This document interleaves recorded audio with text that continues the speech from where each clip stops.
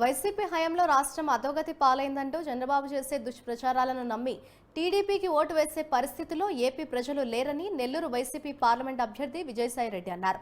కోవూరు నియోజకవర్గంలో ఎమ్మెల్యే అభ్యర్థి నల్లపురెడ్డి ప్రసన్నకుమార్ రెడ్డితో కలిసి పర్యటించారు. ఆయన చంద్రబాబుకు ఇవే చివరి ఎన్నికలని 2024 ఎన్నిక తర్వాత చంద్రబాబు రాజకీయ జీవితం ముగిసిపోతుందన్నారు. లోకేష్ రాజకీయాలకు పనికిరాడని ఇక టీడీపీ అనేది ఉండదన్నారు. టీడీపీని బీజేపీలో విలీనం చేయడం తప్ప వారికి వేరే దారి లేదని విజయసాయిరెడ్డి అన్నారు. మరోసారి వైసీపీని అధికారంలోకి వస్తుందని ఆయన ధీమా వ్యక్తం చేశారు.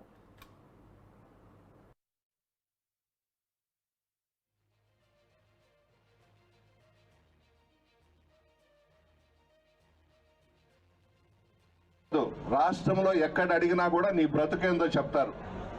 నీకు రాజకీయ భిక్ష పెట్టిన జగన్మోహన్ రెడ్డి గారిని వెన్నుపోటు పొడిచి ఒక ముస్లిం మైనారిటీ సోదరుడికి నెల్లూరులో ఎమ్మెల్యే అభ్యర్థిగా నిలబెడితే పొగరుతో అహంకారంతో నువ్వు బయటకు వెళ్ళిపోయినావు.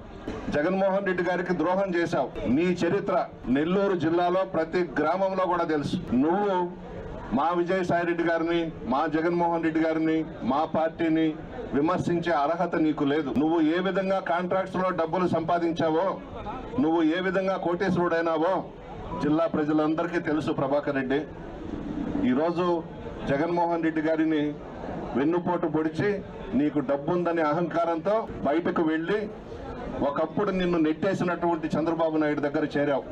జగన్మోహన్ రెడ్డి గారు, వైఎస్ రాజశేఖర రెడ్డి గారు ఎలాగైతే ప్రజల మనసుల్లో అలాగే నిలిచిపోయారో, ఈ రోజు 5 సంవత్సరాల పాలనలో జగన్మోహన్ రెడ్డి గారు ఆ రకంగా తన పథకాలతో అభివృద్ధితో ఆయన ప్రజల మనసుల్లో నిలిచిపోయారు.